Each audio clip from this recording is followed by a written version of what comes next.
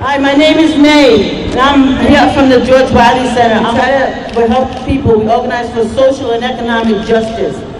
And right now we're fighting with National Greedy, so what you know as National Grid, to lower the rates for the low-income people in Rhode Island.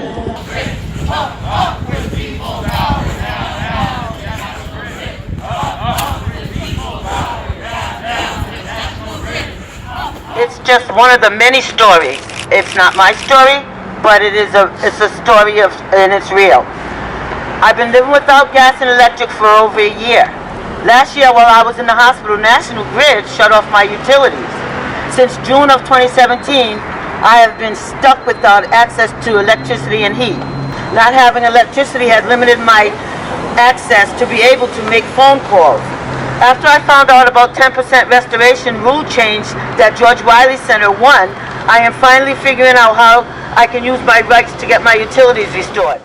For 40 years, the George Wiley Center has been a grassroots agency organizing members of the low-income community around problems associated with poverty, with a particular emphasis on utility rights. The center is named after Rhode Island native and activist George Wiley, who got a PhD in chemistry at Cornell and then decided to dedicate himself to activism. He went on to work with the Congress of Racial Equality and founded the National Welfare Rights Organization.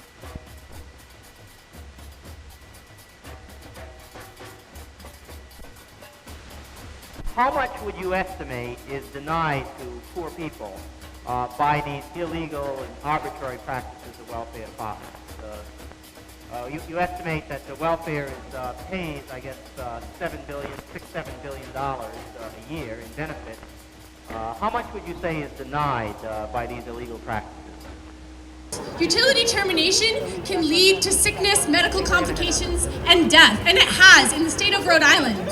Do we accept that? No! Utility service is a human right. We continue our efforts at the GWC in memory of George Wiley and all those who lived and worked for justice, which we know is possible through organizing. Our work is based on the fundamental belief that each person in our community is endowed with innate dignity and worth. Each deserves a decent home, adequate clothing, nutritious food, and access to utilities. These goals are achieved through, firstly, community education and awareness, and community organization. Utility justice is energy justice. So at the George Wiley Center, we've organized to lower utility costs for low-income people.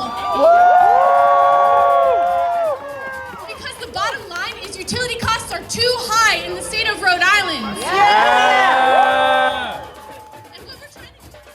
We work through a member system with weekly Wednesday meetings in order to engage our community and empower them to fight and recognize their rights, as well as through passing legislation like PIP, which ensures economic justice in the utilities sector. We at the George Wiley Center, we have had successes within the struggle for economic justice. To give a couple of examples, we were successful in getting the Department of Human Services to shorten the food stamp application. For many, many years, it was 28 pages. Now it's only 8. But it took a lot of organizing for that to happen. Martin Luther King Jr. was organizing the Poor People's Campaign. We need to win this battle and move on to the next big thing. Change will come only if we make it happen. I want to say that again. Change will come only if we make it happen.